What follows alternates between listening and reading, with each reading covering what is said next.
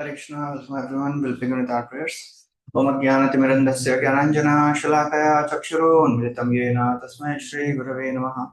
Shri Chaitanya Mano Vishnu Sthapitam Yena Bhutale Swayam Rupa Padamahyam Dadati Swapadantikam Vandeham Shri Guru Shri Yuta Padakamalam Shri Gurun Vaishnavansh Shri Rupam Sagrajata Sahagana Raghunathanvitam Tam Sajivam Sadvaitam Savadhutam Parijana Saitam Krishna Chaitanya Devam Shri Radha Krishna Padan Sahagana Lalita Shri Vishnakan Vitam He Krishna Karuna Sindhu Dinabandhu Jagatpate Gopesha Gopika Kanta Radha Kanta Namaste Tapta Kanchana Gaurangi Radhe Vrindavaneshwari Vishabhanu Sute Devi Pranamami Hari Priye वाञ्छाकल्पतरुभ्यश्च कृपा सिन्धुभ्यैव च पतितानां पावनेभ्यो वैष्णवेभ्यो नमो नमः नमो ॐ विष्णुपादाय कृष्णपृष्ठाय भूतले श्रीमते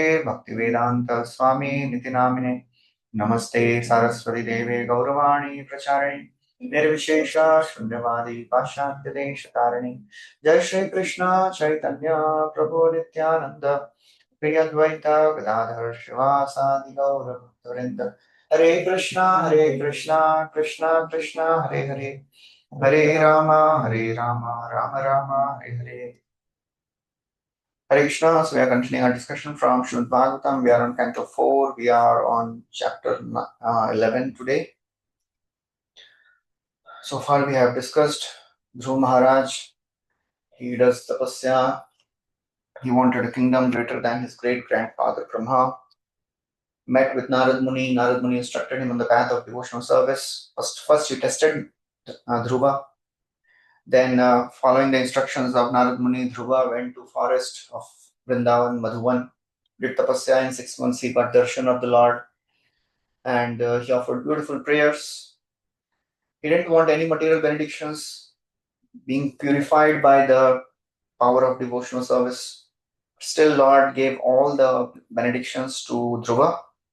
He predicted in future, your stepmother, your stepbrother, they'll be dead, they'll die. Dhruva, as he returns, he's returning, he's not so happy. He's thinking, why I had this material desire. I was cheated by the Devtas, Maturu Vidushita Deva. He was not so happy. And then ultimately he came back, wonderful reception of Dhruva Maharaj. And Uttanpad, as soon as Dhruva comes, he leaves for the forest, perfect his life. Dhruva, he marries Brahmi and Ila, and through them he begets children.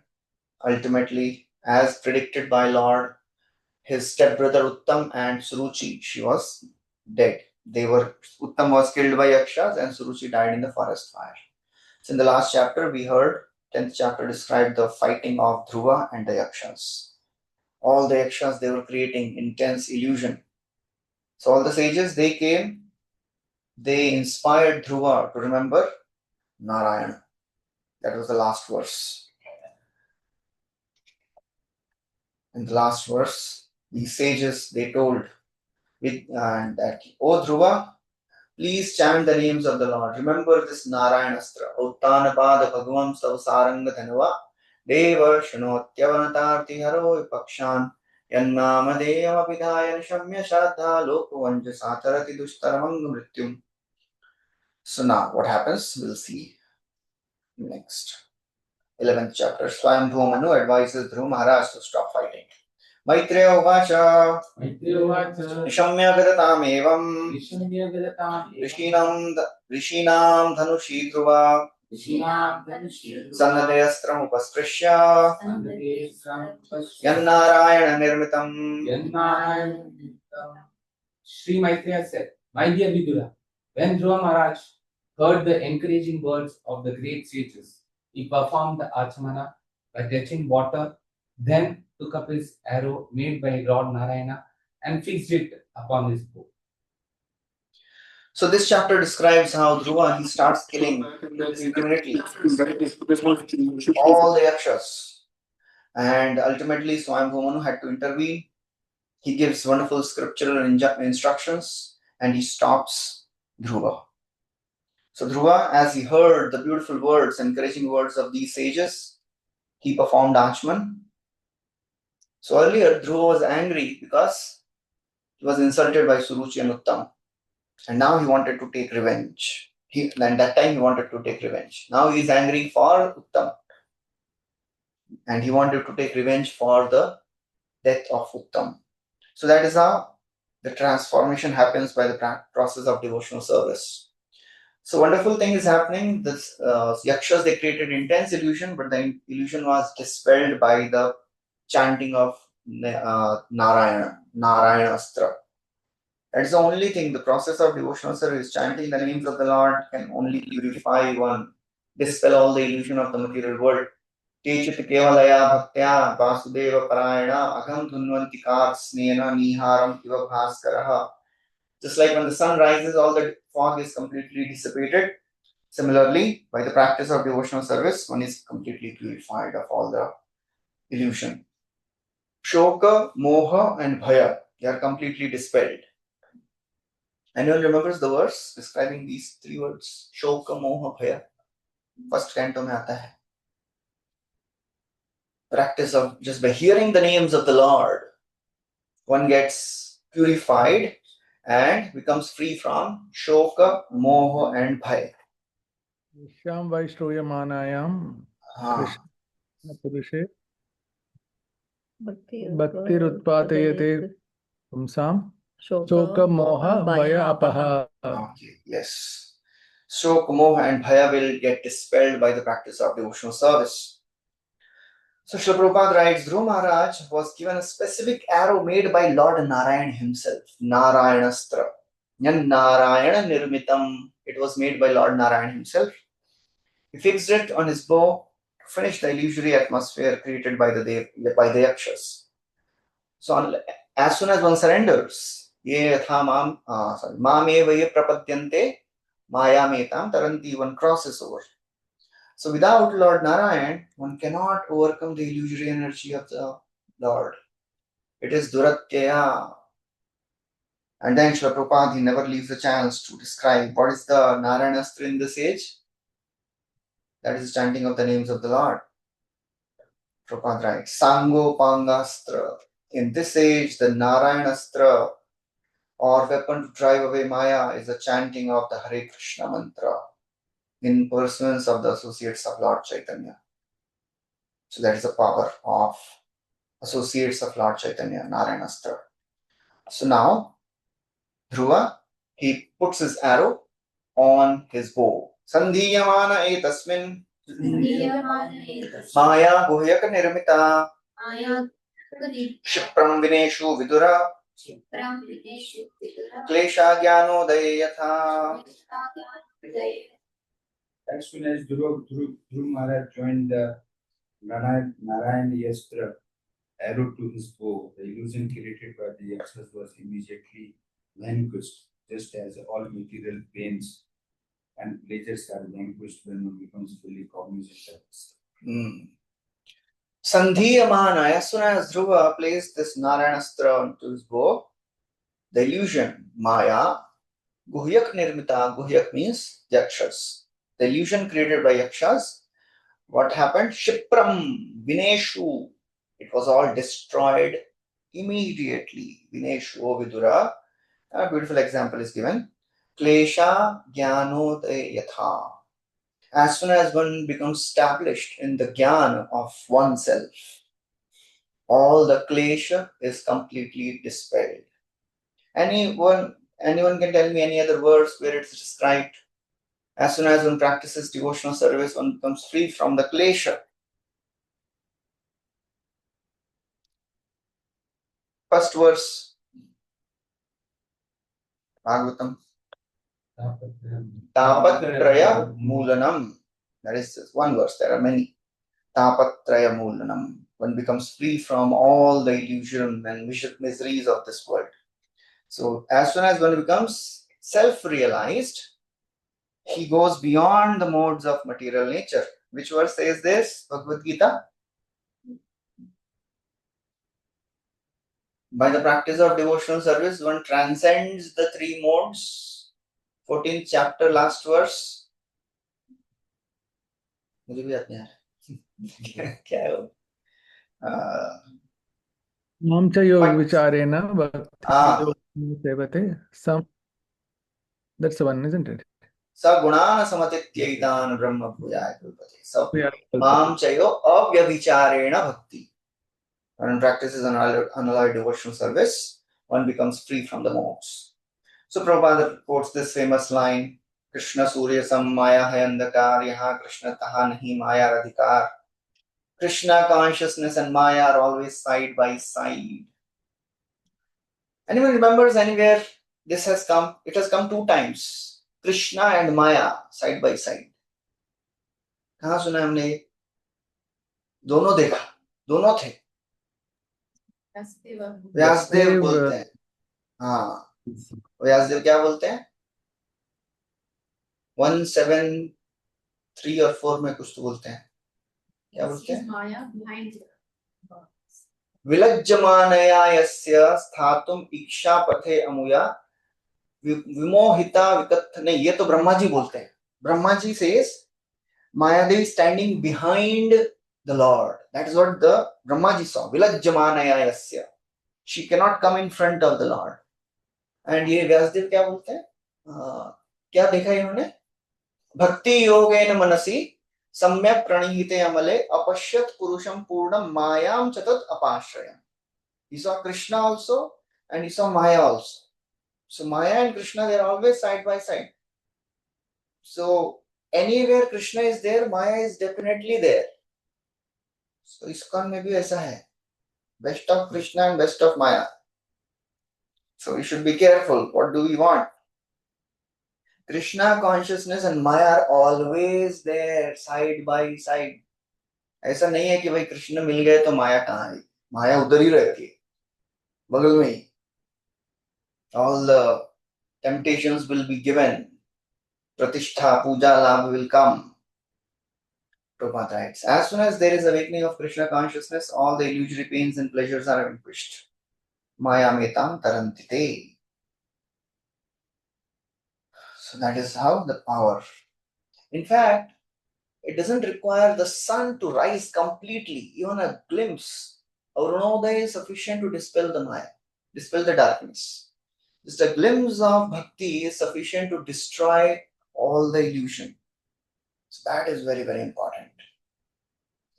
And the amount of darkness which is dispelled, it depends on the intensity of light. A small candle can dispel the darkness of small place, but a blazing fire can dispel the darkness of entire,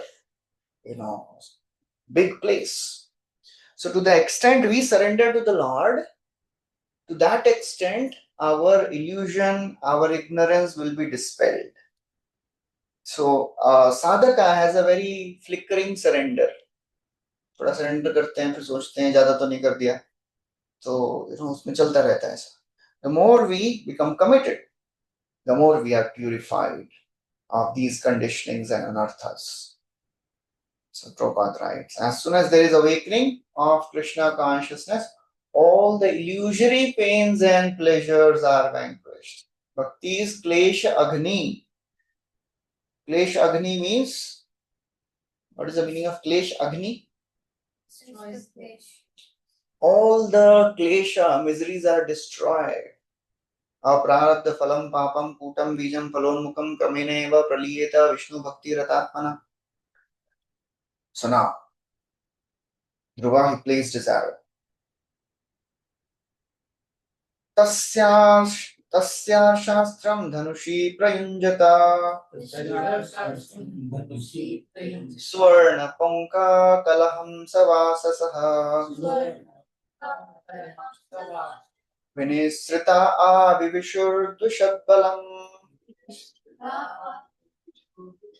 Yatha vanam bhima shikhandinaha.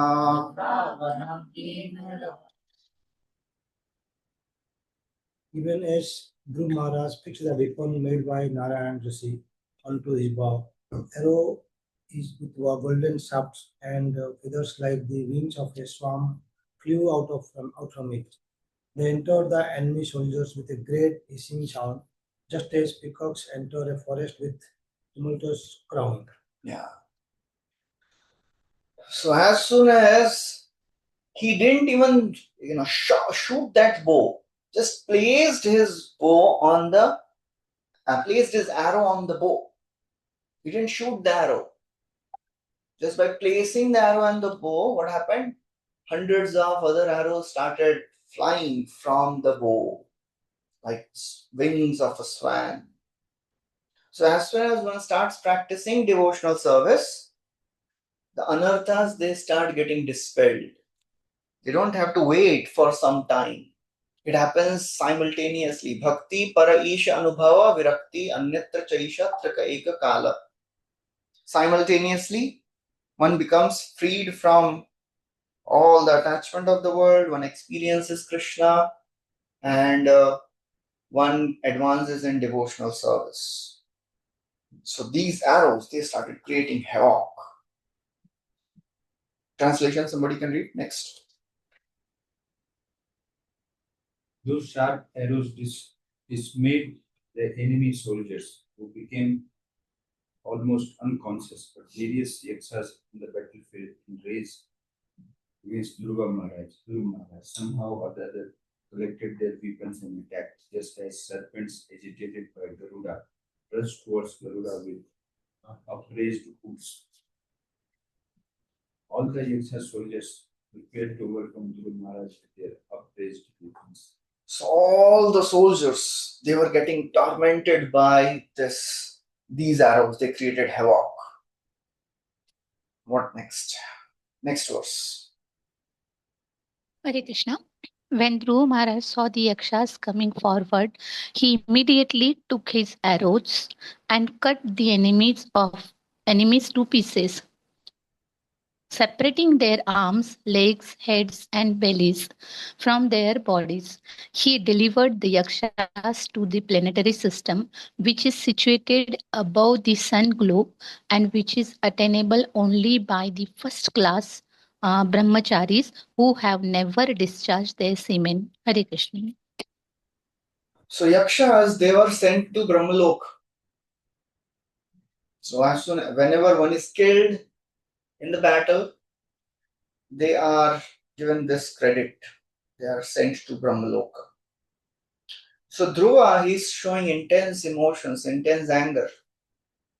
So one should not expect devotees to be very stereotyped in their behavior. It's like that is a normal conception of people in India, that as soon as one becomes a saintly person, they should not become angry. They should be very, very calm, composed always, whatever happens. We see in our acharyas also, Bhakti Vinod Thakur and Bhakti Siddhanta Saraswati Thakur. Bhakti Vinod Thakur, he was accommodating. He was not very strong in his approach. Strong means demolishing the entire previous thing and establishing. He would accommodate, try to bring everyone in the same page, reconciling. But Bhakti Siddhanta Saraswati was revolutionary. It is like if one building is getting dilapidated, so one person will say थोड़ा इसको repair करेंगे, patch up करेंगे, दूसरा बोलेगा तोड़ो नया बनाएंगे. So Saraswati Thakur was like that, तोड़ के नया बनाएंगे. And Bhakti Vinod Thakur, okay, ठीक है, we'll keep everybody, try to rectify them. So that's how we'll see different devotees with different behavior. Just like Bhima, always very strong in his approach. Anger. Yudhishthir, peaceful, shant.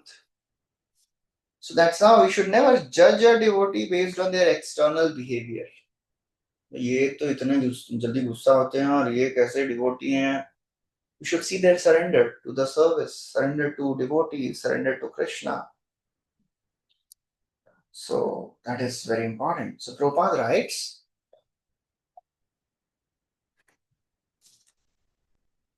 to be killed by the Lord or by his devotees is auspicious for non-devotees. The Yakshas were killed indiscriminately by Dhruva Maharaj. but they attained the planetary system attained only for brahmacharis.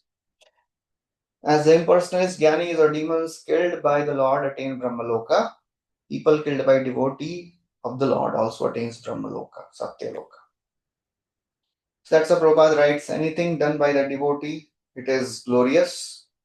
Even if the Lord kills, it is glorious.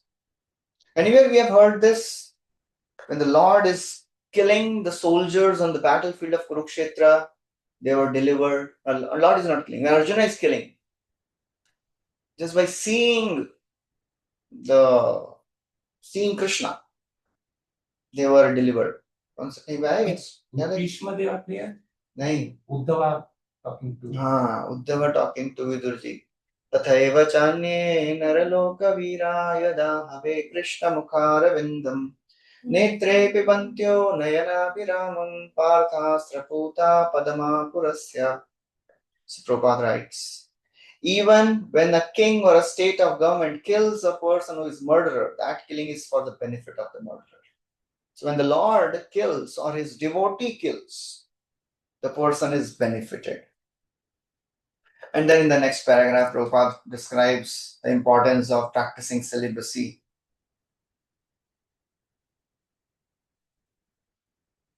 He comments on Urdhvareta Saha.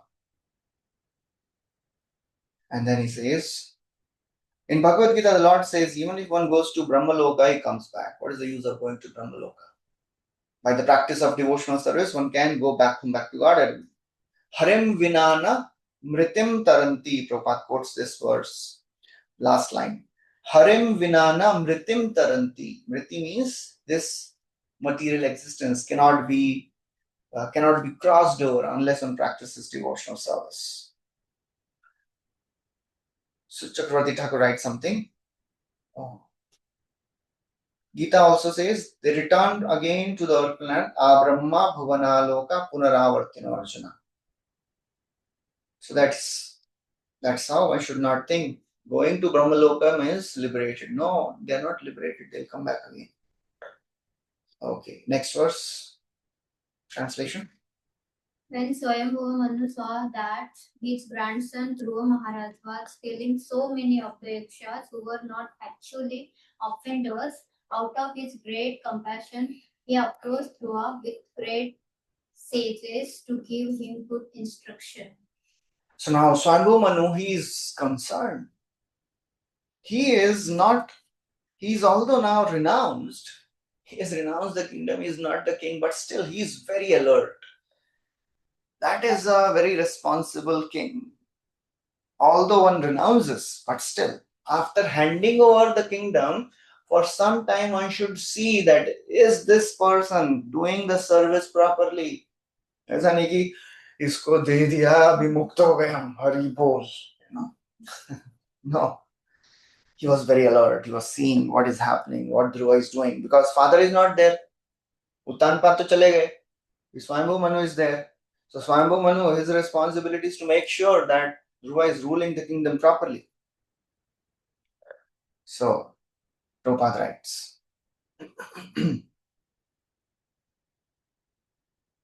Yeah. Prabhupada writes in middle. This sometimes happens in the present days also. For one man's fault, a whole state is sometimes attacked. This kind of wholesale attack is not approved by Manu. Therefore, he wanted to stop his grandson. Manu Rovacha Alam Vatsati Roshena Alam vatsati roshena Tamodvarena Papmana tamodvarena papana Yena Punya Jananeta yena punya jananeta Managasaha. vidistvam managasa. What Manu said, my dear son, please stop. It is not good to become unnecessarily angry. It is the path to hellish life. Now you are going beyond the limit by killing yakshas who are actually not offenders. So he says, oh Dhruva, please stop. Tamodvarena, this is path to hell. It will not give you any justice, any good thing.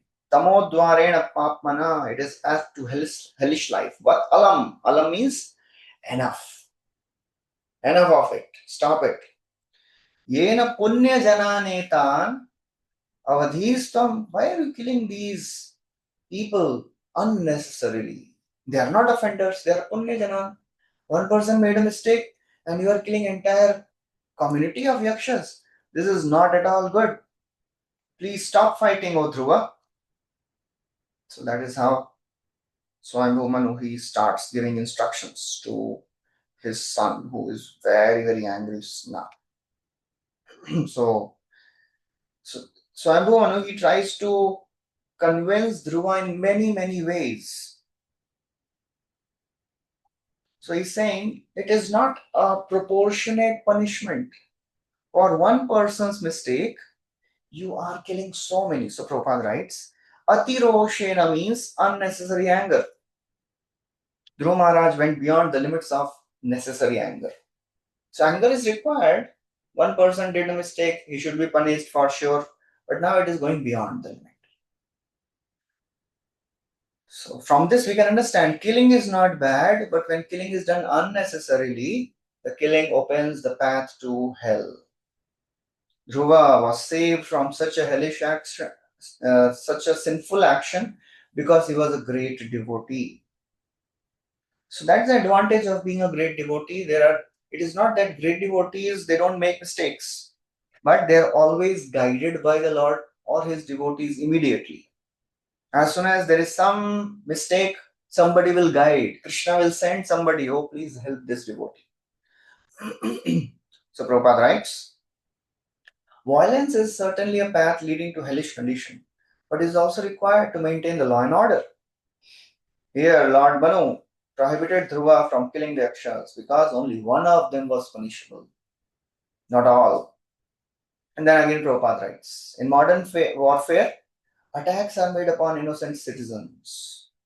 Such a warfare is most sinful. That is not so wonderful. That is considered very sinful. In the story of Parikshit Maharaj, and when he was killed by Takshak, his son, who was the son of Parikshit? Janmejaya.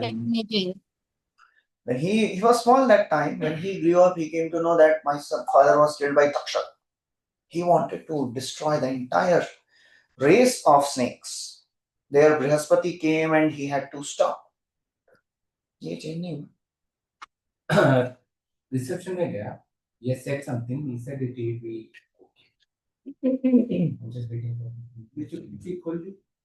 खिड़की खोल दी. Ring हो रहा है जैसे लग रहा है on off करके. थोड़ा सा कुछ तो इधर सामने से है. और दूसरी चीज भी Okay, okay. So we should understand, however great one may be, there is always a scope for deviation. It is not that one will not be deviated, but if one hears from some sincere devotees, then they will be protected. Intervention is very, very important. There are many instances in the history where some devotees are bewildered. Arjuna was bewildered. Anyone else got bewildered? And he was guided. At the end of the Kurukshetra, Yudhishthira was also bewildered. That's why he went to this. Anyone else? Vyasdev was bewildered. Narad Muni came and instructed Vyasdev. So that's how we should understand. It is not a very astonishing thing to get bewildered. Vyasdev, who is the avatar of the Lord, he gets bewildered. Arjun gets bewildered. So there is no astonishing thing that ye devotee bhi confused ho gaye. It is not a big deal. But we should have somebody whom we can approach and take guidance from. We should always have somebody under whom we can learn. If somebody says, I don't have any authority here, I am the only authority, I don't work under anyone, then it is a dangerous situation. So as devotees, one should always accept guidance. Ravan was given so many instructions and guidance, but he never took it. Ultimately, he was destroyed. So now, Swayambhu Manu, he starts giving so many advices. He says in the next verse, if somebody is getting deviated, then somebody has to come and check. Otherwise, it will lead to hellish life. Unrestricted anger will lead to hellish life. Okay. Yeah. Somebody getting the translation of the next verse? 9:1. 8th, right? My dear son, the killing of the sinless yakshas which you have undertaken is not at all approved by authorities, and it does not befit our family, which is supposed to know the laws of religion and irreligion. So you should know that it will not benefit. So first thing he said, unnecessary anger will lead to hell. Second, he said, now in the 8th verse, he gives 2 more reasons. It is not at all approved by authorities and it doesn't befit our dynasty. These 2 more reasons he gives.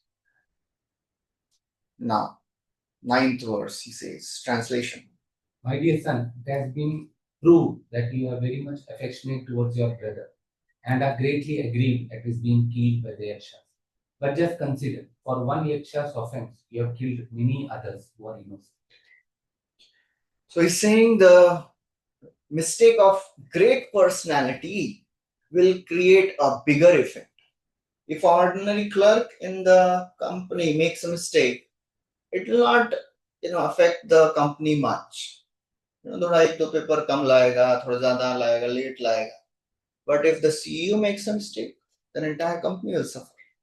So therefore, he is saying if a responsible person commits a mistake, then the effects are grave. So therefore, please don't act in an inappropriate way. The punishment should be appropriate according to the crime.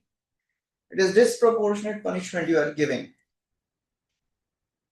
So now, in next 5 verses, he speaks from Vaishnav point of view. Nayam margo hi sadhuna Rishikeshanuvartinam Yadatmanam paragrihya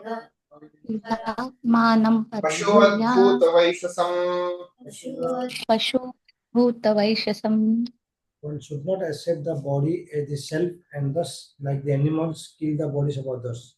This is especially forbidden by the saintly persons who follow the path of devotional service to the Supreme Personality of Godhead. Now, ayam marga, this path which you are taking, it is not the path of sadhus. It is forbidden by saintly people. Because sadhus, they are Rishikesha Anuvartinam. They follow the path of devotional service. And Yad Atmanam Parag Grihya. One should not accept the body as the self. Atmanam Parak. Parak means the body. One should not take the body as all in all. And therefore, kill anyone and everyone. Pashuvat Bhuta Vaishasam. If one accepts the body as the whole and soul, one tries to enjoy the body by any means. They kill animals, they kill the bodies of others. So please don't behave like that. Vishwanath Chakravarti Thakur says,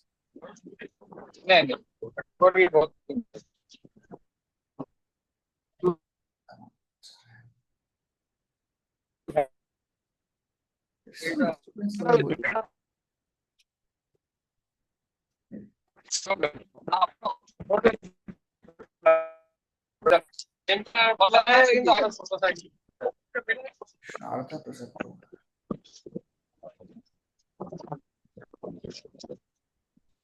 Sharda Prasad, can you please mute? Sharda Prasad Prabhu, can you please mute yourself?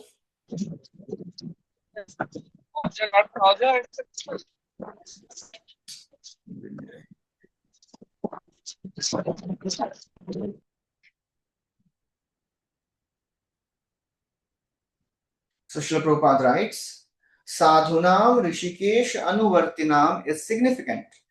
Sadhu means saintly people. So one who is saintly, he naturally follows the path of devotional service. Who is a saintly? Prabhupada writes, who is a saintly person? So saintly person is not a person who follows mundane moral principles. Saintly people means who follows the path of devotional service. Rishikesha Anuvartinam. Nobody else should be called as saintly. Mahatma. Who is called as Mahatma? One who is Bhagavad Gita definition of Mahatma. Are Mahatmanastu Mam Partha Daivim Prakritim Ashrita. One who has taken shelter of the internal potency, that is Daivi Prakriti.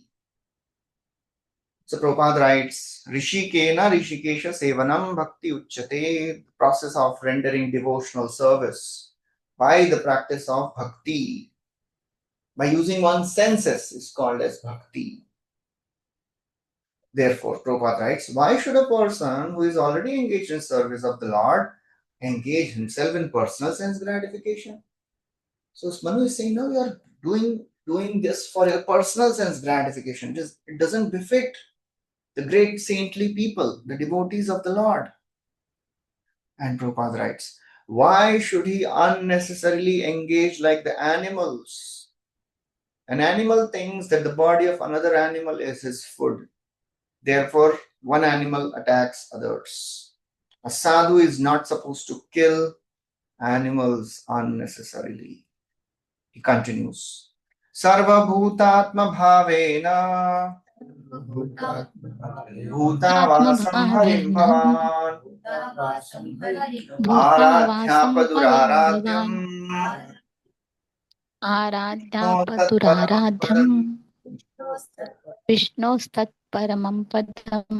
It is very difficult to achieve the spiritual abode of Hari in the Vaikuntha planet, but you are so fortunate that you are already destined to go to that abode by worshipping him as the supreme abode of all living entities. So Manu is saying you are the best of all devotees. It doesn't befit you at all. That is described in these next two verses, 11th and 12th. Sarva bhutatma bhavena. Super soul is there in all the living entities, in all the beings. Bhut avasam harim bhavan. Supreme Lord, who is the abode of all the jivas, bhutavasam. And aradhyapa duraradhyam.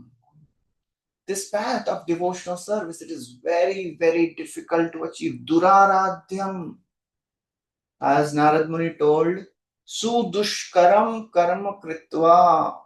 Your son will do very, very difficult task. Duraradhyam. But you are so fortunate you worshipped him. Aradhyapa. You are so fortunate that by worshipping him, what have you achieved? Vishnu's Tat Paramam Padam. You have achieved the ultimate abode of Lord Vishnu. So Srila Prabhupada writes. Swayambhu Manu, he is telling, even though Dhruva could have argued that as a Kshatriya, it was his duty to fight with the enemy, but he was informed every living entity is the residence of the Supreme Lord, is considered the temple of the Lord. Therefore, one should not kill anyone unnecessarily. He continues. So that is how he is telling again and again that this tendency to get deviated, it is there always. It is not that ab to hum shuddha bhakt ho gaye. Now I can do whatever I want. Now I can be little casual in my practice of devotional service. Till when we have to struggle and endeavor to be focused? कब तक करना पड़ेगा? 10 साल तक? 5 साल और? हाँ? Always.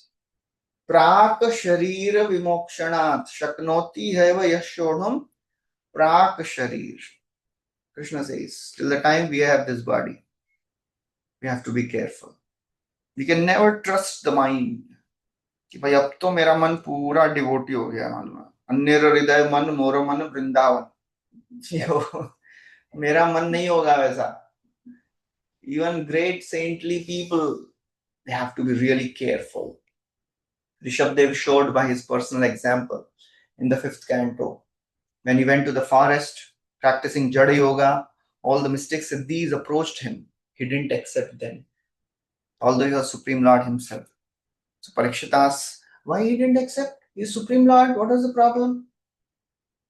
Parikshit Maharaj asked this. Sukhdev Goswami says, the mind should never be trusted.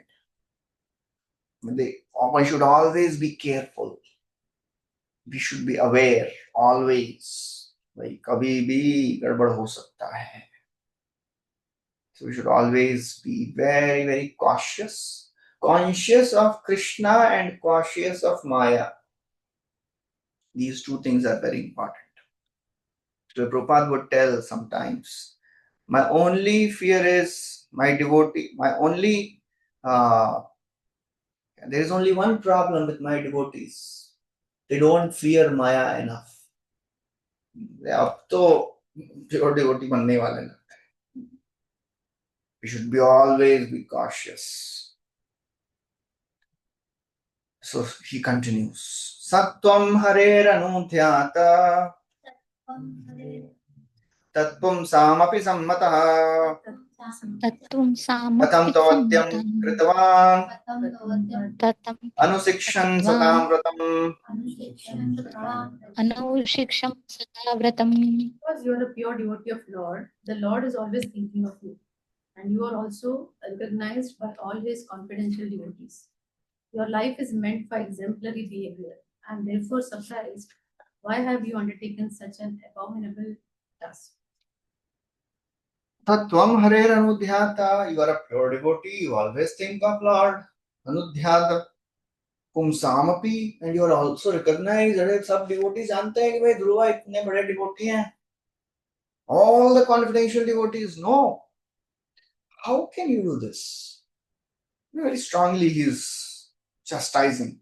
Katham tu avadyam kritavan. Avadya means abominable.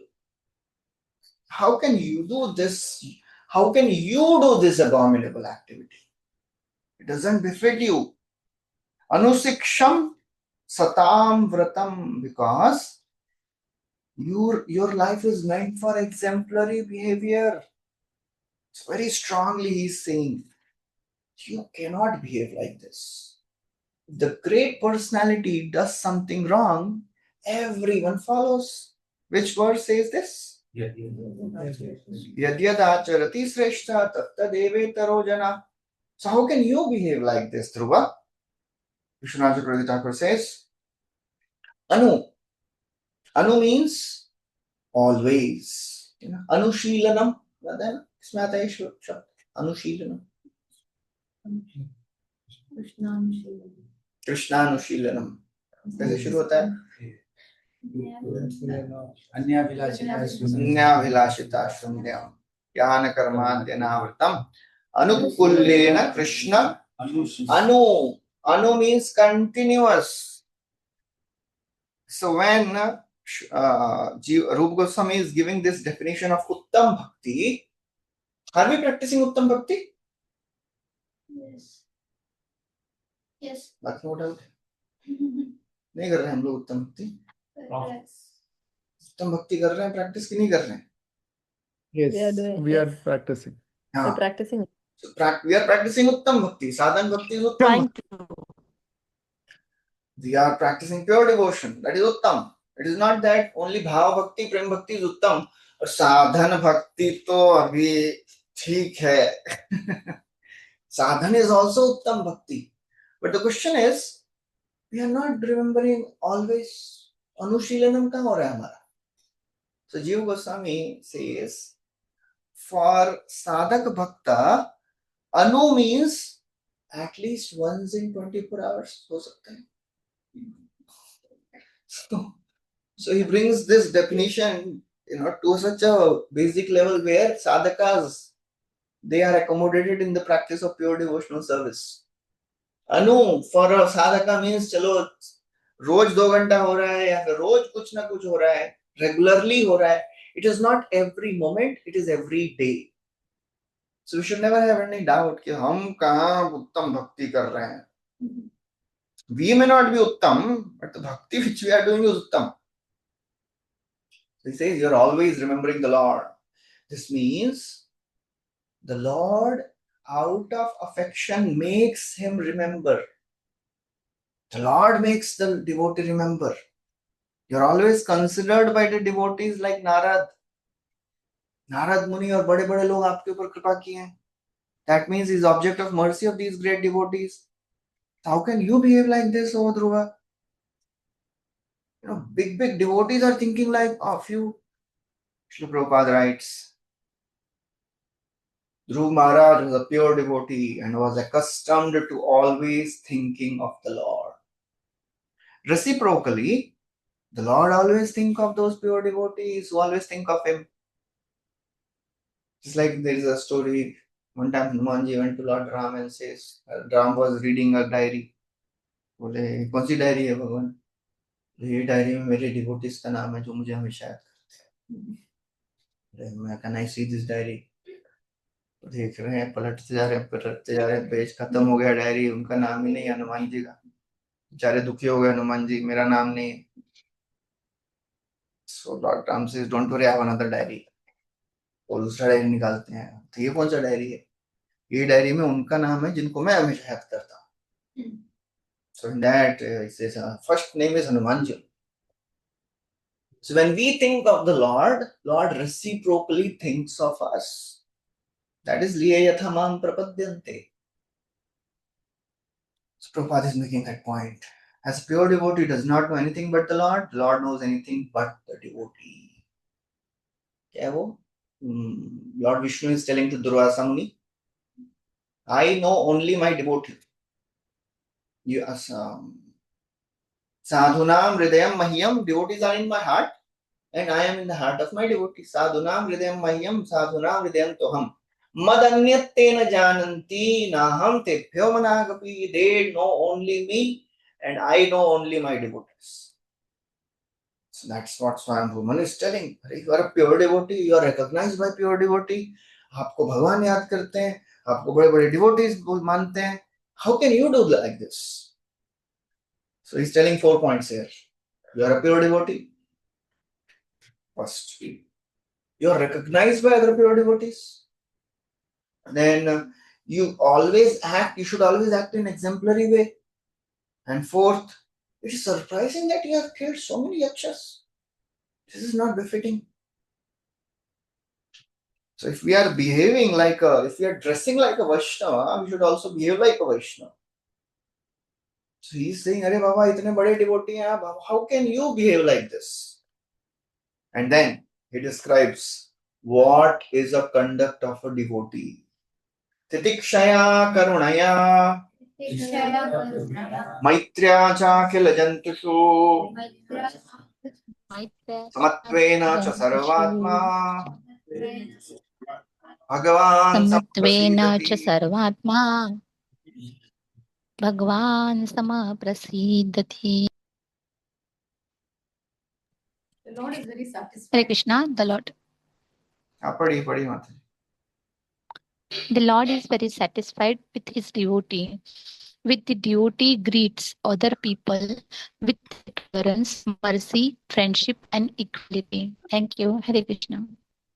Titikshaya, tolerance, karunaya, mercy, maitra, friendship, akhila jantu, not only few, all. Maitrya cha akhila jantushu, samatvena cha sarvatma, and he is equal to everyone. In this way, Bhagwan is pleased by them. Bhagwan samprasidati. So Prabhupada writes, it is duty of an advanced devotee in the second stage of devotional service to act in accordance with this verse. कौन सा श्लोक प्रभुपाद बता रहे हैं आप? It is the duty of an advanced devotee in the second stage. क्या है second stage of devotional perfection? कौन सा stage? मध्यम अधिकारी stage उसमें है. What is that? The four things which a madhyam प्रेम अधिकारी मैत्री does. कृपा प्रेम मैत्री कृपा प्रेम उपेक्षा मैत्री कृपा उपेक्षा यह करोति समध्यम. किसके प्रति प्रेम? ईश्वरे प्रेम. तद अधीनेषु मैत्री. And ईश्वरे तद अधीनेषु बालिश्वेषु कृपा. And dushatsu upeksha. So Prabhupada is writing about that. There are 3 stages of devotional service. कनिष्ठ अधिकारी केवल ड्यूटी वर्शिप में उसको रुचि है, डिवोटी से कुछ लेना देना नहीं है. Second stage में devotee develops relations, prema maitri kripa upeksha. Sometimes devotees are ill treated by envious people. It is advised that an advanced devotee should be tolerant. He should show complete mercy. So Prabhupada writes about that. The duties of Kanishta, Madhyam and Uttam.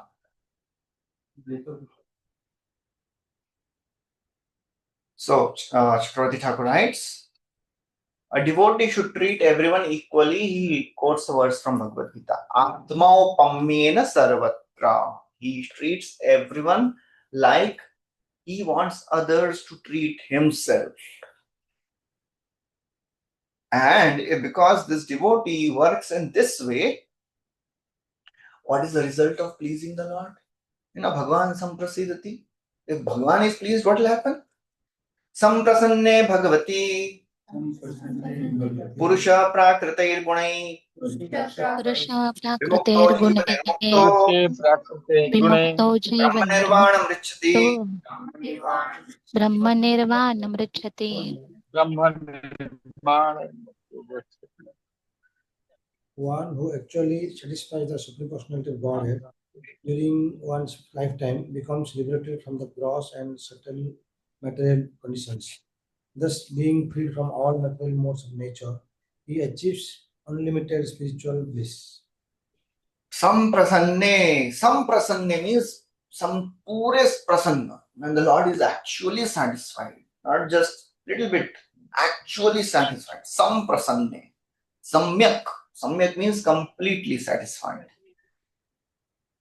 Purusha prakritai gune. During one's lifetime, he becomes liberated. When one is able to please the Lord, naturally one is liberated from the modes of material nature. And when one gets liberated from the modes of material nature, then what happens? Vimukta, Jiva Nirmukta. Being freed from the modes of nature, he achieves Brahma Nirvana. Brahma Nirvana means he achieves unlimited spiritual bliss. As Bhagavad Gita, Krishna says, Labhante Brahma Nirvanam. Same words are used there. Labhante Brahma Nirvanam Rishaya Sheena Kalmasha Chinna Dvaidhayatatmana Sarva Bhuta Hiterataha. Prabhupada quotes that verse here. Person who pleases the Lord, he starts engaging in welfare activity. What is the greatest welfare activity? Bring people closer. Madhav सेवा. Yeah. So Prabhupada writes in the second paragraph, Samprasanne means being satisfied. A person should act in a way that the Lord is satisfied. It is not that he himself is to be satisfied. Of course, when the Lord is satisfied, the devotee is satisfied. Yatha tarorumol nishechanena tripyanti tatskanda bhujopashakha. Water the root of the tree. Entire tree is nourished.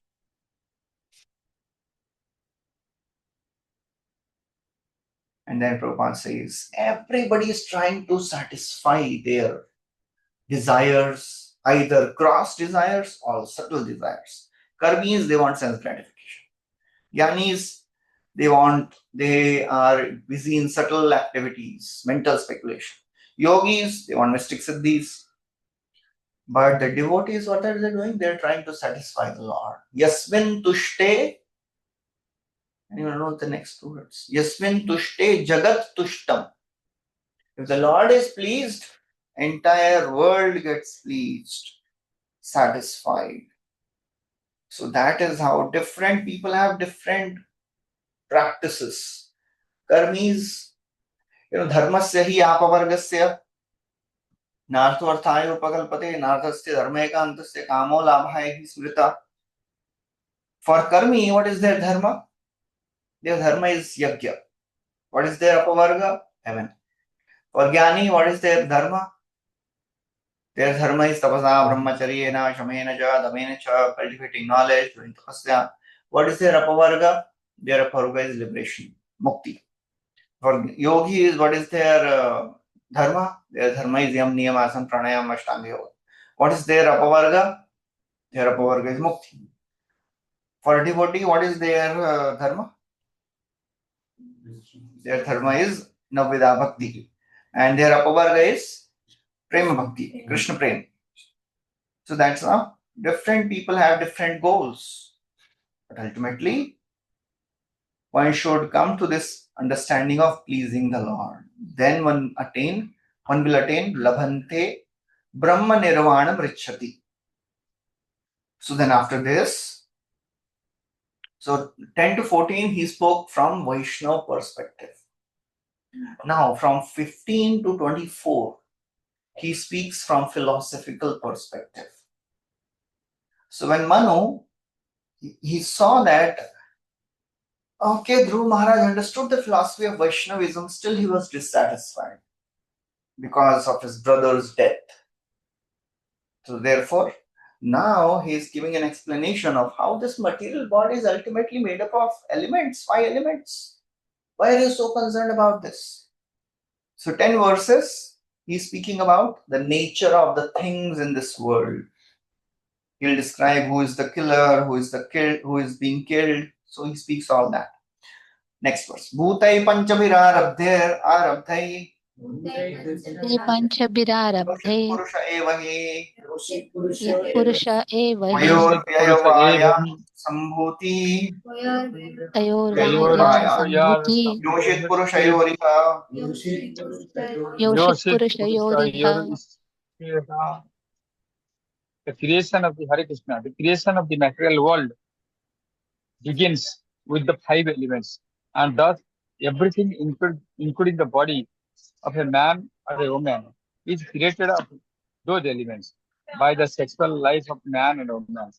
The number of men and women in this material world is further increased. Hare Krishna.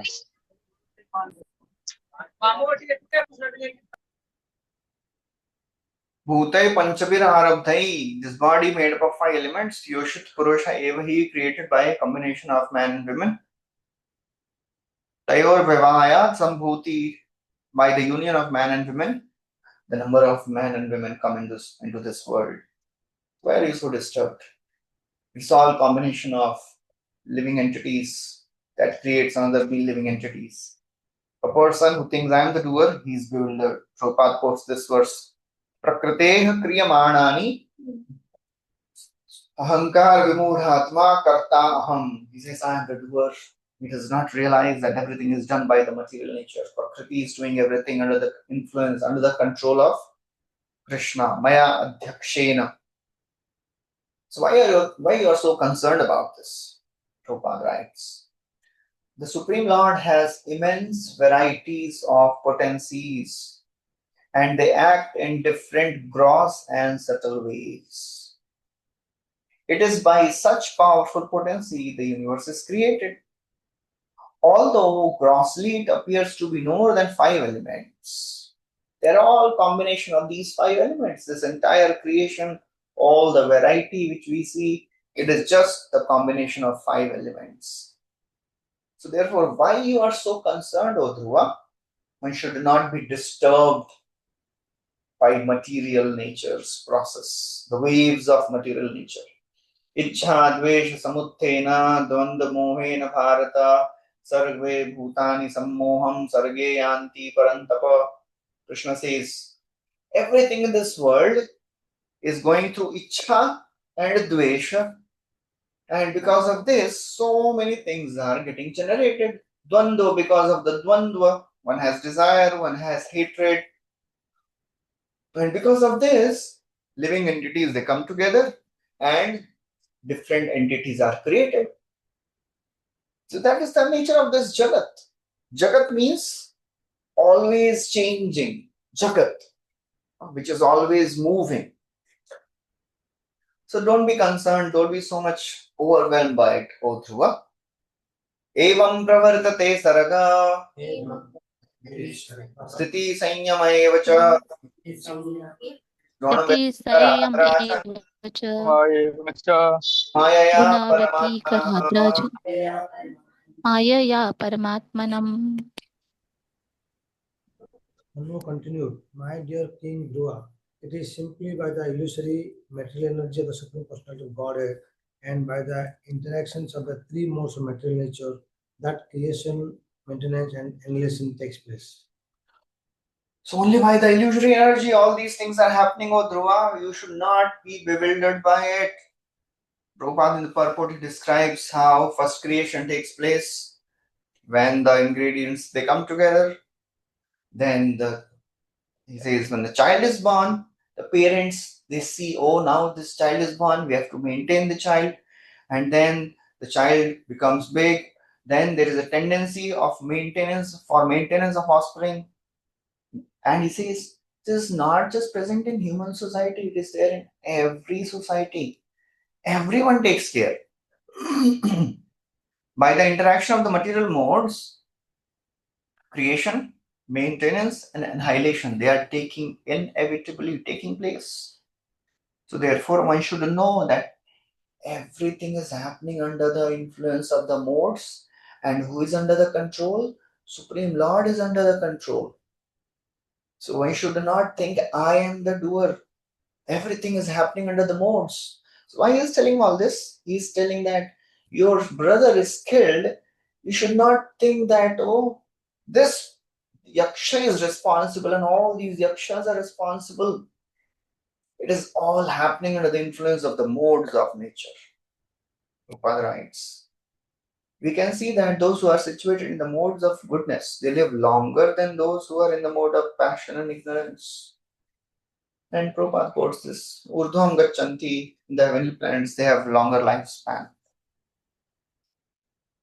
Now, Dhruva, he may say, yeah, but how can creation, maintenance, and destruction of bodies take place without some foundation of consciousness? You are saying material nature is doing everything, modes are doing everything.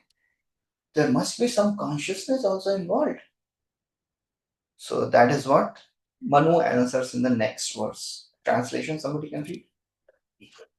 My dear Dhruva, the Supreme Personality of Godhead is uncontaminated by the material modes of nature. He is the remote cause of the creation of this material cosmic manifestation. When he gives the impetus, many other causes and effects are produced, and thus the whole universe moves, just as iron moves by the integrated force of a magnet. He says, Dhruva, there are three types of doers. Living entity is the doer, is the initiator cause. Material nature is the doer, facilitator, but the Supreme Lord is sanctioning cause. So under him, everything is happening. He is a remote cause. So because he gives the impetus, everything starts. Because of his glance, everything is happening. As we have heard in the second canto, third canto, in the process of creation. The first thing which happens is the Lord glances over material nature, Prakriti, and then under the influence of the time and the modes, the transformation starts.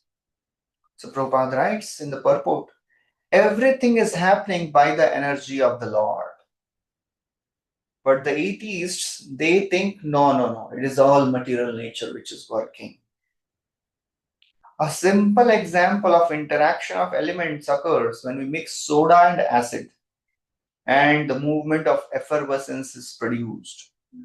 So when chemicals come together, some effects are seen, but life cannot be produced by the combination of chemicals.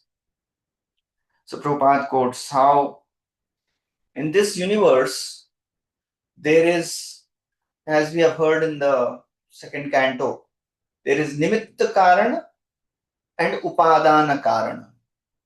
Nimitta means the instrument, and upadan, nimitta means the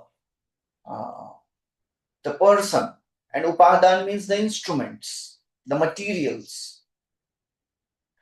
So upadan has all the elements, just like the clay. That is upadan. And nimitta, what is the nimitta? There are two types of nimitta. There is the potter's wheel and the person. So they are also, they both are nimitta. So Prabhupada is giving the example here. The potter's wheel rotates and several varieties of earthen pots come out. There are many causes for the earthen pots, but the original cause is potter. So somebody may say, what is the cause of this pot? Clay. Somebody may say, no, the wheel. Somebody may say the rod which is used to move the wheel.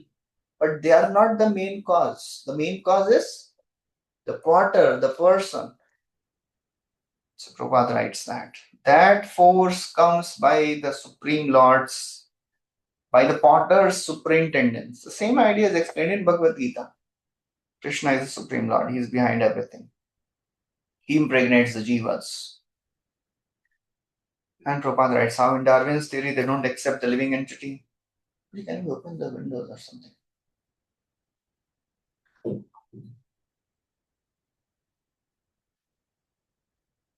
Okay, so now he continues. Next verse, translation.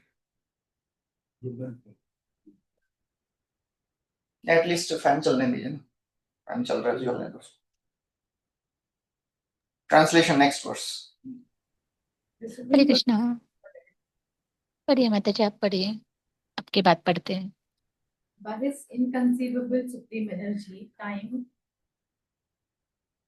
causes the interaction of the three modes of material nature, and thus varieties of energy become manifest. It appears that he is acting, but he is not the actor.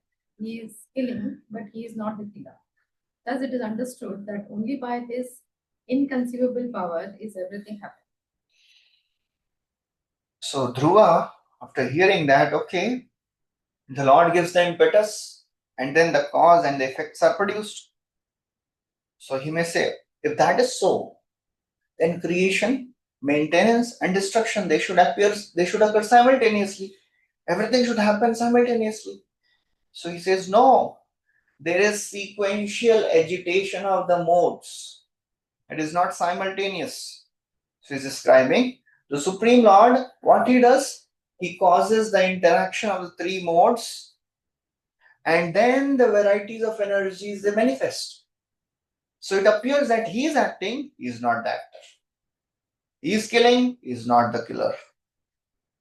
So somebody may say, "Arey, everything is happening by the Lord's will, so he is responsible." No, he is not responsible. He is responsive. We are responsible. Lord is not the doer, and he's a doer also. But the responsibility lies on us because we started the process. We desired. So that is what is described here. And Prabhupada in the purport he describes about the nimitta matram. One should not think that, okay, I am the doer.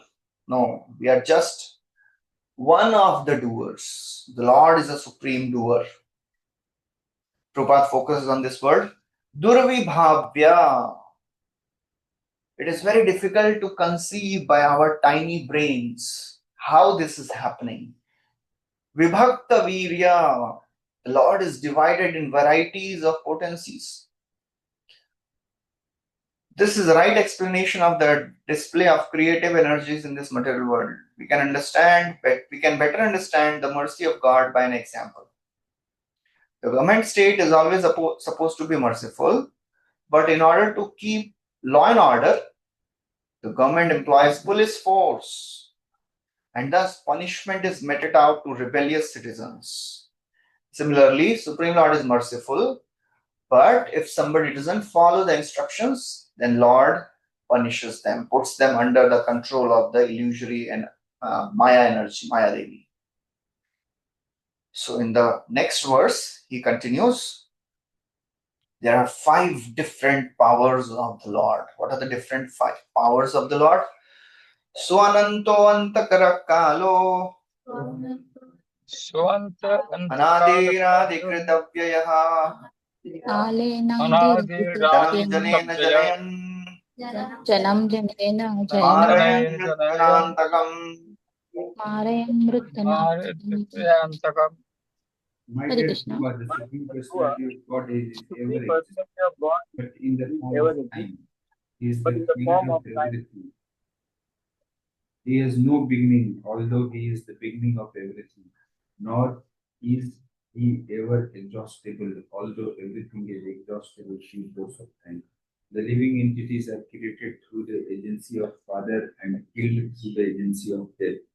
But he is perpetually free of birth and death.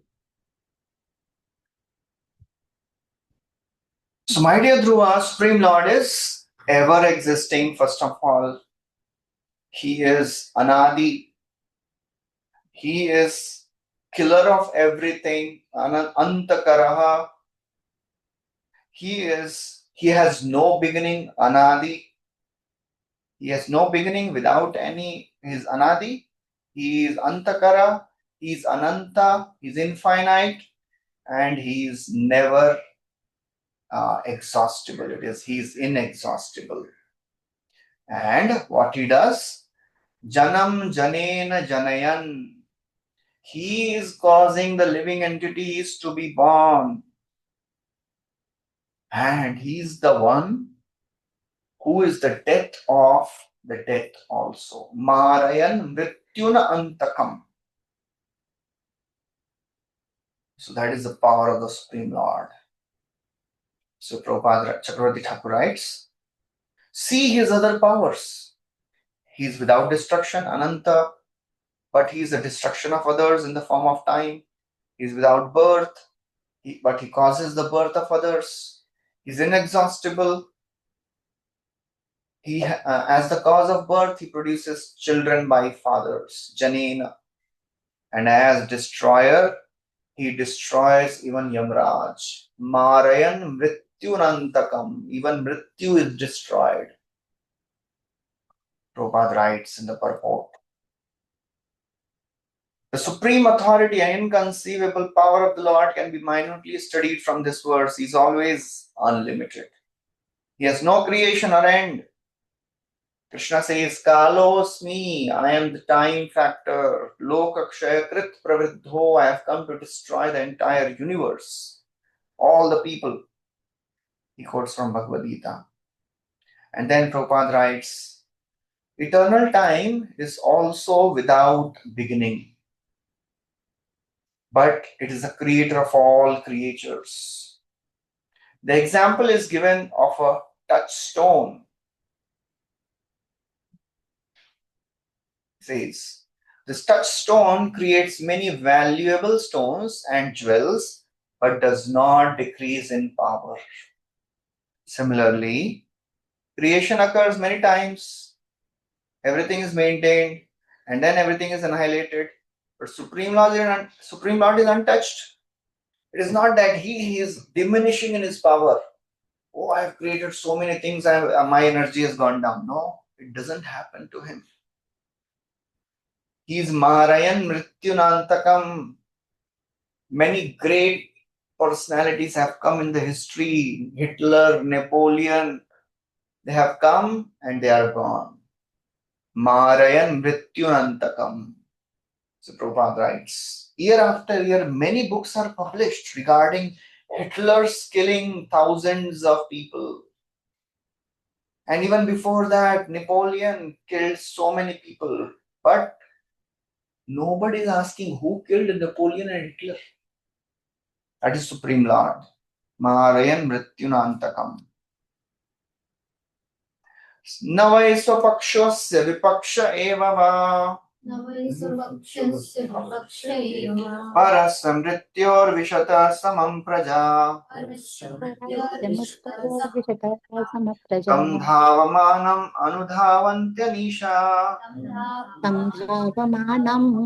यथा रजांसनिलं भूतसङ्गा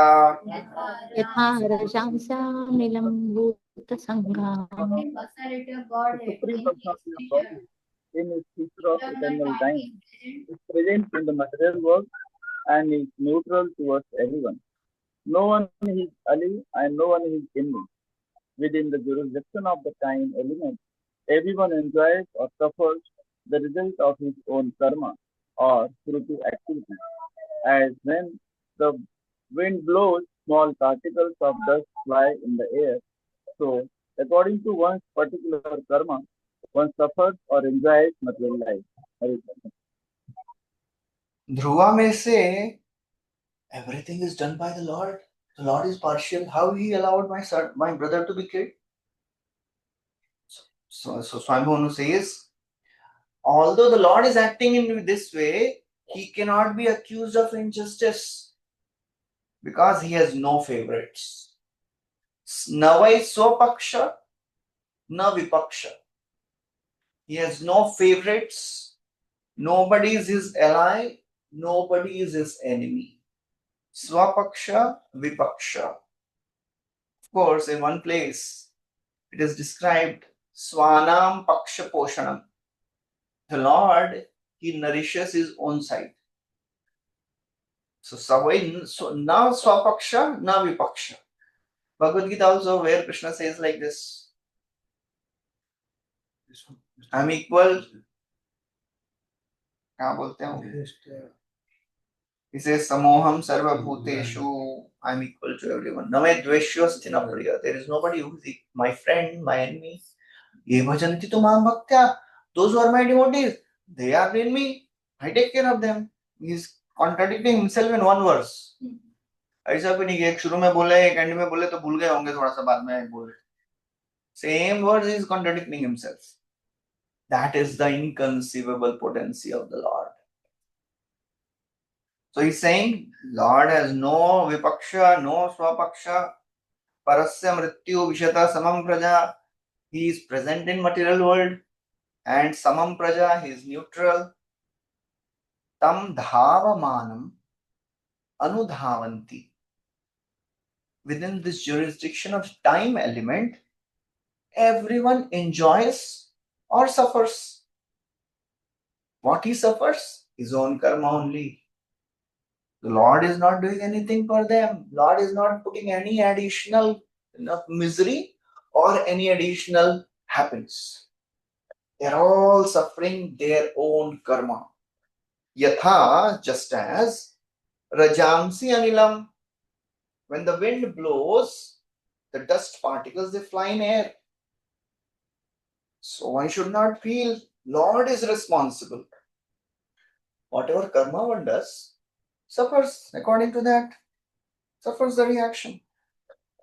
So Prabhupada writes, although Supreme Lord is the cause of all causes, he is Sarva Karana Karanam, he is not responsible for anyone's enjoyment or suffering. If Lord is all Sarva Karana Karanam, mere dukkho ke karan bhi wahi hai. No, he is not the Karana of our dukkha. We are Karana of our dukkha. Prabhupada writes, the less intelligent accuse the Lord of being partial. Why one is enjoying and another is suffering? Because this is because of karma. So Prabhupada explains the philosophy of karma here in detail. Now, the next verse, translation please. The Supreme Personality of Godhead, Vishnu, is all powerful and he awards the results of one's spiritual activities. Thus, although one living entity's duration of life is very small, whereas that of another is very great, he is always in his transcendental position, and there is no question of lessening or increasing his duration of life. So Lord Vishnu is all powerful. He says Lord Vishnu, he is Vibhu, he is the supreme, and he awards the results. That's it. Whatever one suffers, he is only awarding the results. The Lord is not putting any extra pain in the life of anyone. Even if somebody has a big life or a small life, वो भगवान उसमें कुछ नहीं कर रहे. They are suffering their own karmic reaction. Prabhupada writes, both the mosquito and Brahma, they are living entities, and somebody may be having a short duration or a long duration, but Lord is just giving them the results of their karma. That's it. Lord is not putting anyone into extra suffering or pain. Karmani, but by the practice of devotional service, karmani nirdhati.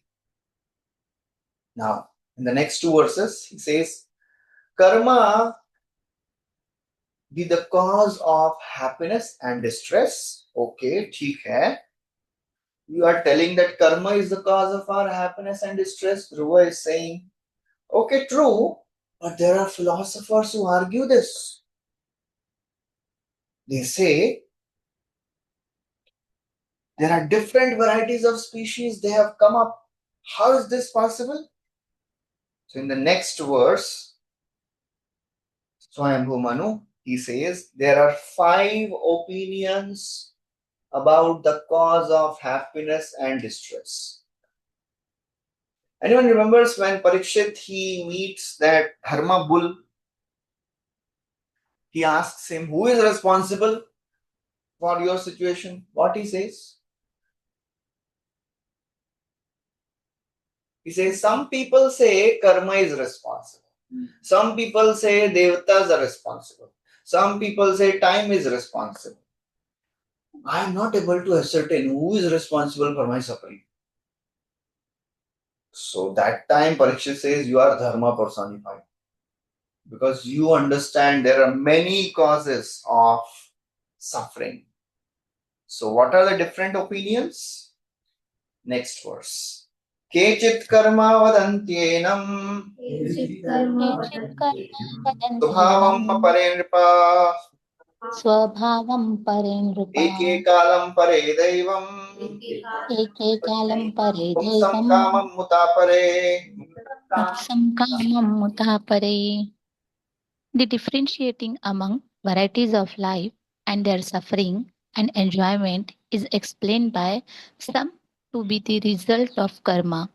Others say it is due to nature, others due to time, others due to fate, and still others say that it is due to desire. Hare Krishna. Kechit karma vadanti. Some people say karma is responsible. Swabhavam. Some people say it is due to nature they are suffering. Some people say समय ही खराब चल रहा है. काल. Some people say दैव. Due to fate. भाग्य ही खराब चल रहा है. Some people say it is due to desire. So Vishwanath Chakraborty Thakur quotes. कौन कौन ऐसा बोलते हैं? उनका नाम बताते हैं. There are some people lokayata. They are followers of Charvaka. Charvaka क्या बोलते हैं? जब तक जियो मजे से जियो, यावत जीवे तुकम जीवे. The nature is responsible. Just exploit the nature properly, you will enjoy. Vyavaharika, they say time is responsible. There are astrologers, they say ये शनि का ग्रह चल रहा है, राहु का प्रॉब्लम है, ये सब चल रहा है because of दैव. Some people like Vatsyayana, they say no, desire is the cause of suffering. So there are different people who say different things. Prabhupada writes, living entity is not a dead stone. He has different varieties of desire. The living entity, they are originally part of the Lord and they have dropped to this material world attracted by a desire to lord it over. Prabhupada focuses on this last thing, desire.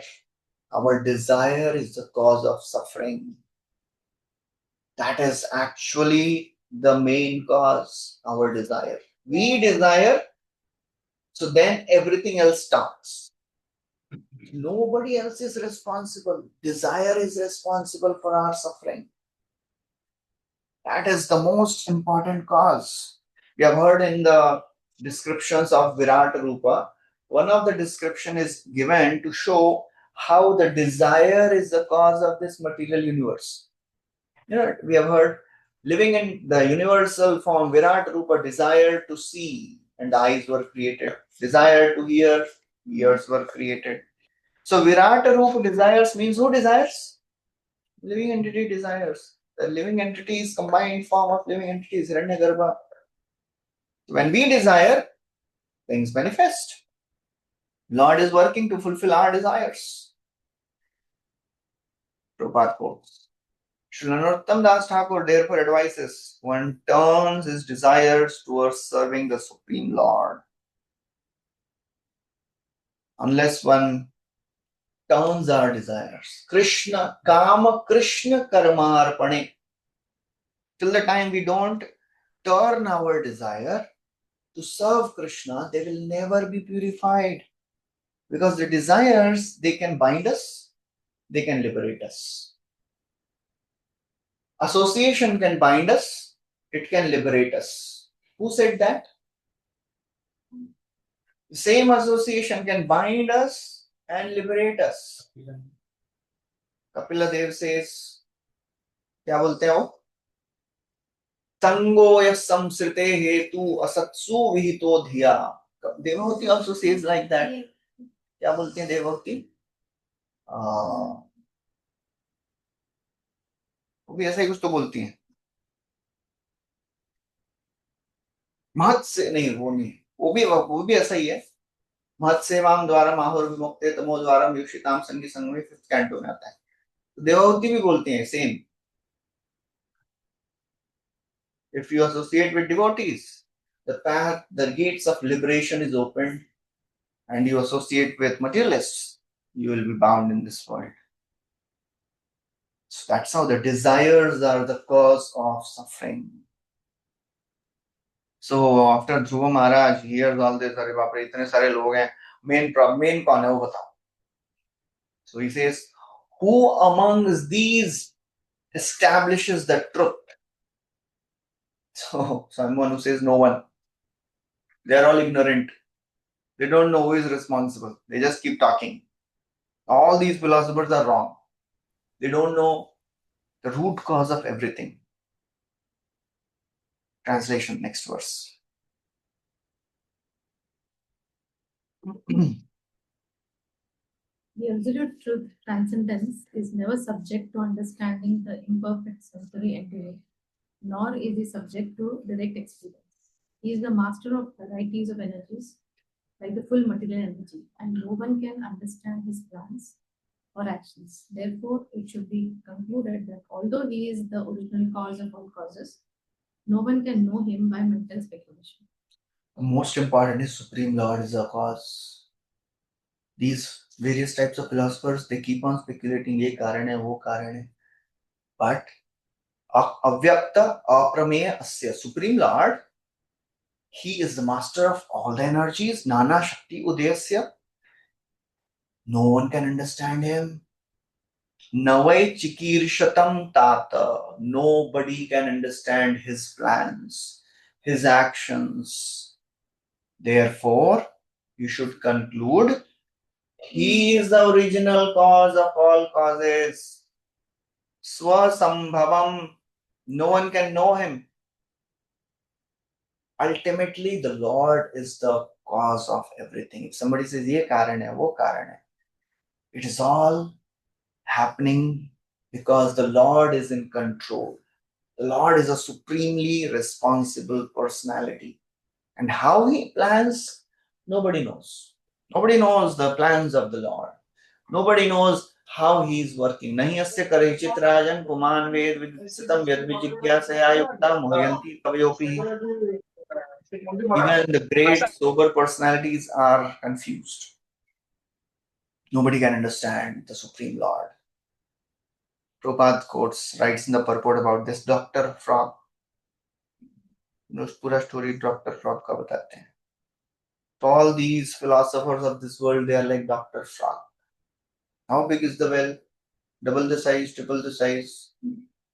And in one place, Prabhupada says, this Dr. Frog started expanding his belly. Kitna bada hai, aur bada ho raha hai, and then belly burst. He died. That is what happens to all the philosophers and scientists of this world. They keep speculating and they die. Nobody can understand the Lord. He is Avyakta. He cannot be understood by scientific advancement. So Prabhupada writes in the purport about this in detail. The Lord, He cannot be understood by anything material. Only the Vedic knowledge can explain the Lord. Only the path of devotional service, bhaktya mam abhijanati. That's it.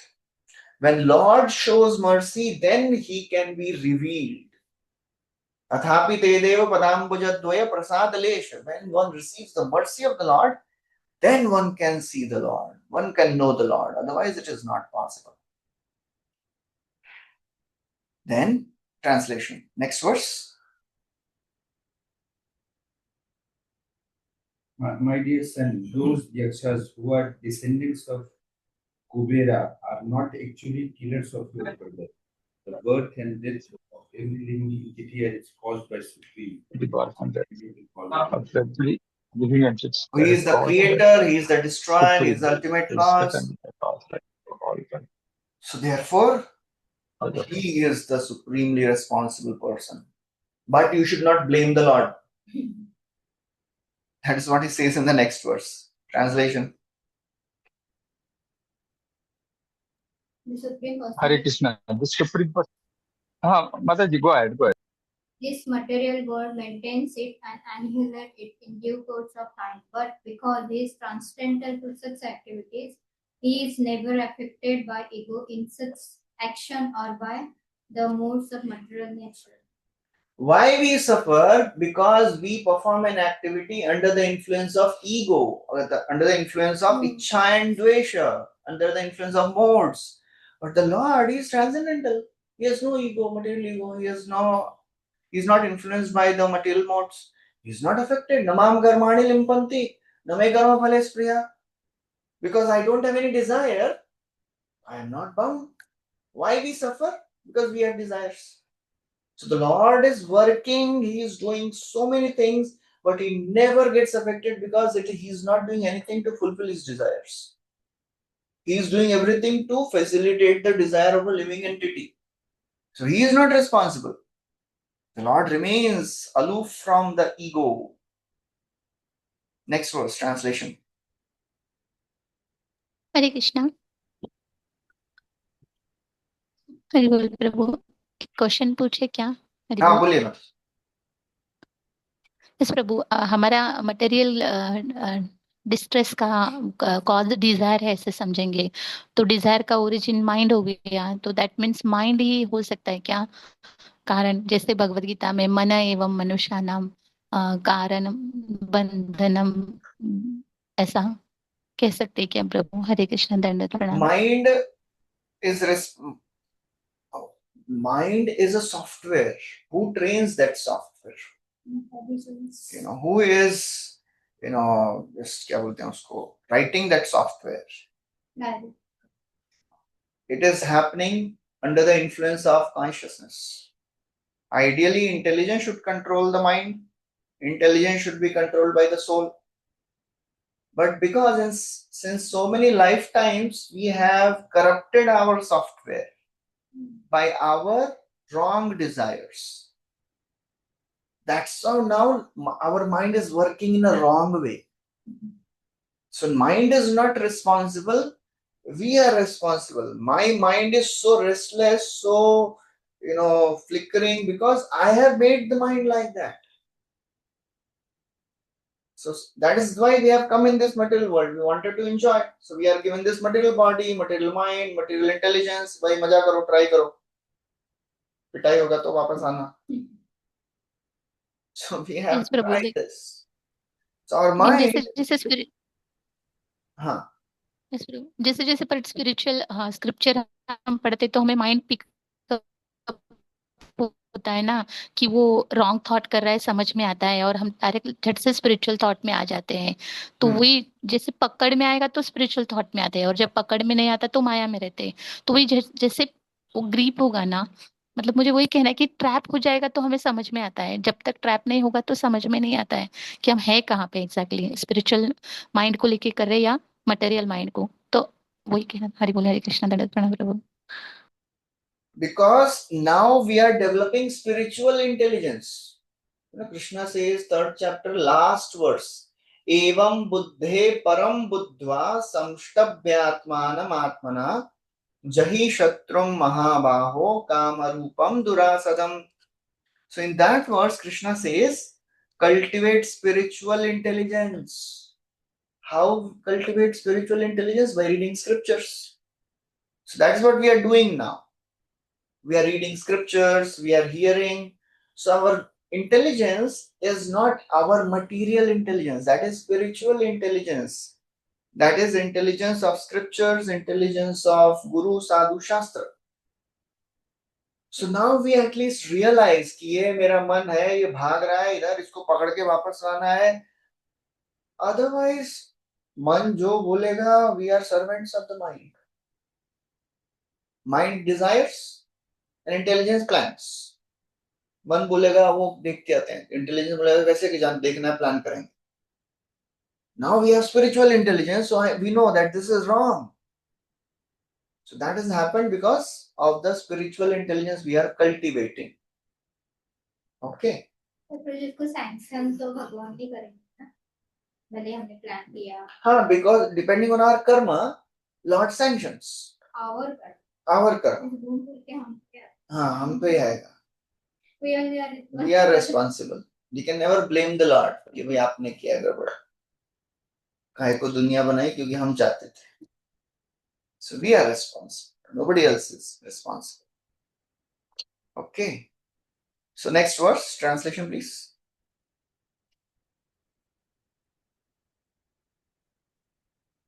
My dear 25th, 26th.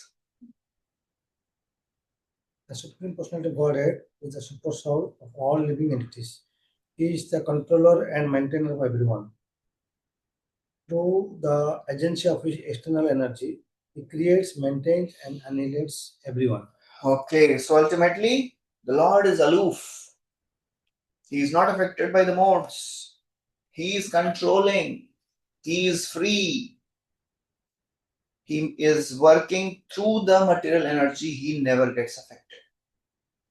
So first he described from Vaishnava perspective. Now then he spoke from philosophical perspective. And now in next 8 verses from 27 to 35, Dhruva, he is telling, Swayambhuvan is telling, give up your anger and surrender to the Lord. So he says, Dhruva. So Dhruva, after hearing all these things, he may say, okay, although I have been enlightened by you, I cannot give up my ego. So 4 verses, Swayambhu Manu is answering this. He's saying the material disease is to declare independence from the Lord. That is the reason for the material problem. So therefore, now Swayambhu Manu, he seeks to eradicate the last tinge of false ambition in Dhruva.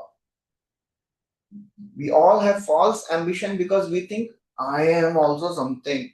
I can also do something. ठीक है, वो भगवान है, लेकिन हम भी कम नहीं है, हम भी कुछ कर सकते हैं.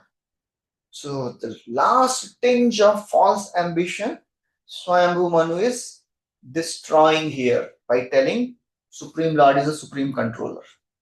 Surrender to him. Translation. My dear boy Dhruva, please surrender unto Supreme Personality of Godhead, who is ultimate goal of the progress of the world. Everyone, including the demigod headed by Lord Brahma, is working under his control. Just as bull promoted by a rope in its nose is controlled by its owner. Please surrender to the Lord, O Dhruva.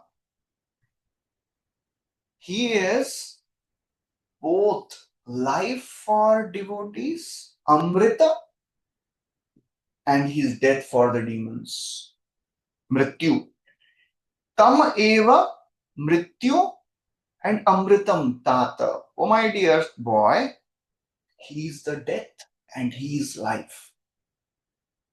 And he is controlling everyone, including Brahma. Sarvatmanopehi jagat parayanam. In every respect, you should surrender to the Lord because he is controlling everyone. Yasmai balim vishwasrijo haranti. Unto him, all the living beings, including Vishwasrija, Devatas, including Brahma, they all come, they offer their offerings. Nobody is, independent. Everybody is controlled. Just like Gavo yatha vainasi damayantrita. A bull is controlled by a rope which is passing through its nose. Surrender to the Lord. So Prabhupada writes, material disease is to declare independence from the supreme controller. Everyone wants to control and lord it over, trying his best. How? Individually, nationally, socially. So Swayambhu Manu is telling, just surrender. Don't try to lord it over.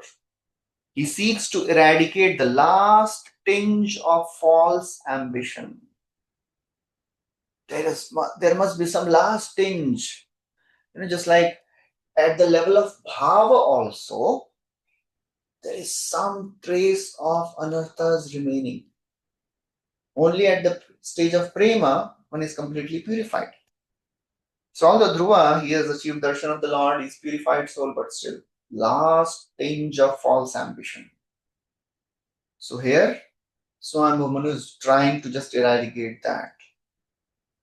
Prabhupada writes, the Lord is death for the demons, he is life for the devotees. Devotees who render continuous service to the Lord have already attained immortality. Or whatever they are doing in this life, they'll continue to do in the next life. They are already liberated. Yasya haredasya karmana manasa gira nikila shvavi avastasu jivan mukta. They are already liberated. Dhruva was advised to surrender to the Supreme Lord without any personal ambition. One may put an argument, why are devatas worshipped then? आप तो बोल रहे भगवान को surrender करो, देवतास की पूजा क्यों करते हैं? तो Prabhupada quotes a verse from Bhagavad Gita. Alpa medasa, ये लोग बुद्धिमान नहीं है. They have less intelligence. Then he says, oh Dhruva, you are so great. You had darshan of the Lord when you were 5 years old. Already you are surrendered soul. Now please don't do anything which is unbefitting. Next verse, translation. My dear Dhruva, at the age of only 5 years, you were very previously afflicted by the words of your mother's wife, and you very boldly gave up the protection of your mother and went to the forest to engage in the yogic process for realization of the Supreme Personality of Godhead. As a result of this, you have already achieved the topmost position in all the three worlds. Already achieved the highest. Why you are behaving like this? Just surrender to the Lord. Next verse, translation. My dear Dhruva, please therefore turn your attention to the Supreme Person, who is the infallible Brahman. As the Supreme Personality of Godhead in your original position, and thus by self-realization, you will find this material differentiation to be merely flickering. So again and again he is telling now, surrender to the Lord, surrender to the Lord, turns to the Lord, turn to the Lord. Prabhupada writes, living entities have three kinds of vision according to their position in self-realization. According to bodily concept, one sees differentiations in terms of bodies. The living entity actually passes through varieties of material forms, but despite all such changes, the body is material.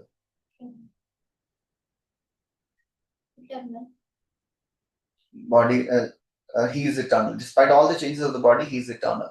When living entities therefore are viewed in the bodily concept, one appears to be different from another. So therefore, Lord Manu is saying, don't see the external. They are all living entities. They are all Atma. Please understand this.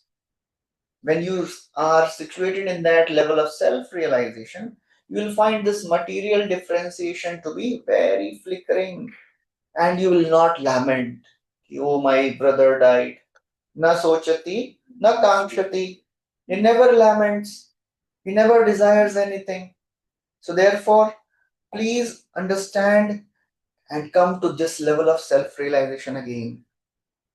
And he says, do you not remember? You have already attained this when you were 5 years old. Now why you are again gliding down to lower levels of realizations, material conceptions? Next verse translation. Thus regaining your natural position and rendering service unto the Supreme Lord, who is the all-powerful reservoir of all pleasure and who lives in all living entities as the super soul. You will very soon forget the illusory understanding of I and me. So just forget all these things, again start practicing devotional service, and then you will be free from this understanding, conceptions of I and mine. My brother was killed. No. Prabhupada writes, Dhruva was already a liberated person. He had seen the Lord when he was just 5 years old, but the power of illusory energy is so strong that even if a person is liberated, he can again get entangled. So I should never be very overconfident कि अब तो शुद्ध भक्त हो ही गए अभी. No. Anybody can get affected anytime. Till the time we are in this body, we should be careful. By the grace of Lord Krishna, the sages and Lord Manu reminded Dhruva that he should not continue this material conception. And therefore, in the next 2 verses, he says, Oh Dhruva, please give up your anger now. And that is my instruction. Because, next verse, translation. What happens? My dear king, just consider what I have said to you, which will act as medicinal treatment upon disease. Control your anger. For anger, it is the foremost enemy on the path of spiritual realization. I wish all good fortune for you. Please follow my instructions. Follow my instructions, O Dhruva. Please don't become angry. He says, Shrutena bhuyasa. Shrutena bhuyasa means, please hear. Prabhupada focus on this. Shrutena bhuyasa. By constant hearing. एक बार सुनने से नहीं होगा. You have to keep on listening the glories of devotional service. Then one can come out of this influence of Rajogun and Tamogun. Prabhupada, he writes, Parikshit Maharaj said, the constant hearing of the pastimes of the Lord is panacea for all material diseases. Which verse Prabhupada is paraphrasing here in your notes? Aushadhi.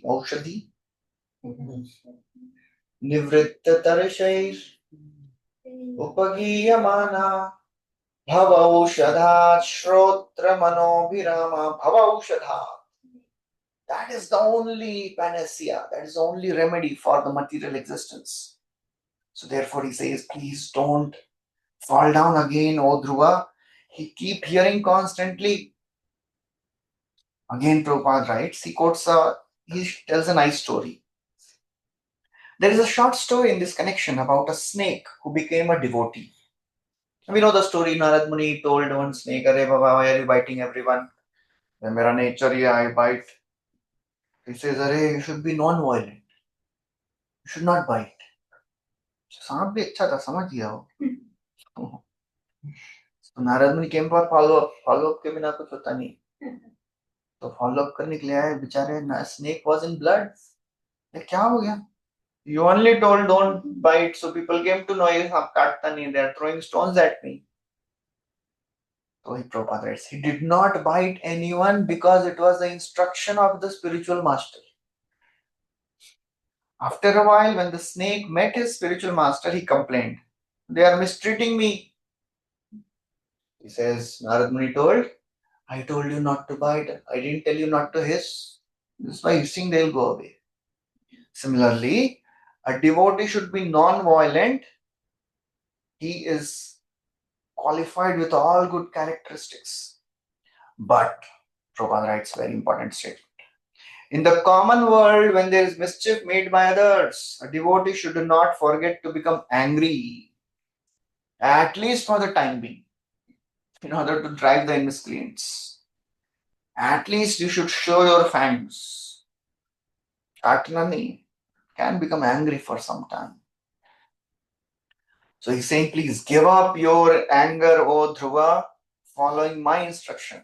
Next verse, translation. A person who desires liberation from this material world should not fall under the control of anger, because when bewildered by the anger, one becomes source of dread for all others. Okay. When you become angry, then you fall down. Because when one is bewildered by anger, one becomes a source of dread. Everybody fears an angry person. Nobody likes to be with an angry person. A saintly person never becomes angry. As Prabhupada would tell this, a greatness of a person is tested by his ability to tolerate provoking situations. Don't become angry. And then he says, Dhruva, please pacify Kubera. Next verse, translation. My dear Dhruva, you thought that the Yakshas killed my brother, your brother, and therefore you have killed great numbers of them. But by this action, you have agitated the mind of Lord Shiva's brother Kuvera, who is the treasurer of the demigods. Please note that your actions have been very disrespectful to Kuvera and Lord Shiva. So you have done a Vaishnava activity. You have killed so many and you have disrespected Lord Kuvera. So now what you should do? Next verse.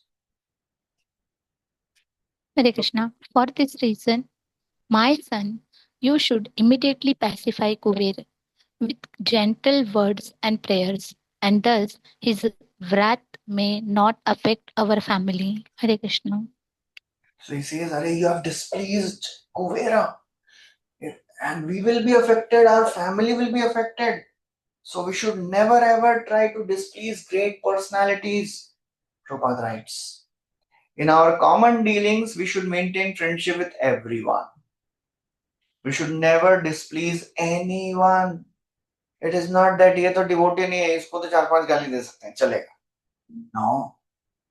Our behavior should be such that no one should become angry and thereby commit a wrong to individuals, families, or societies. So that is the ideal Vaishnava behavior. We should not trouble anyone. We should not behave in a way that will create anger. We should not disrespect, we should not criticize.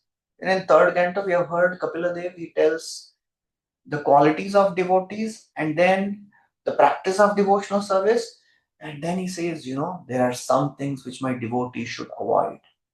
They should never criticize. They should never complain. They should never disrespect. Living beings, not devotees. Any living being. So that's how Swayambhu Manu, after giving all these instructions to Dhruva, Dhruva offered obeisances and Swayambhu Manu left. And all the sages, they also went back. So that's the end of this chapter. We'll stop here. Thank you very much. Hare Krishna. Shri Prabhupada ki jai. Srimad Bhagvatam ki jai.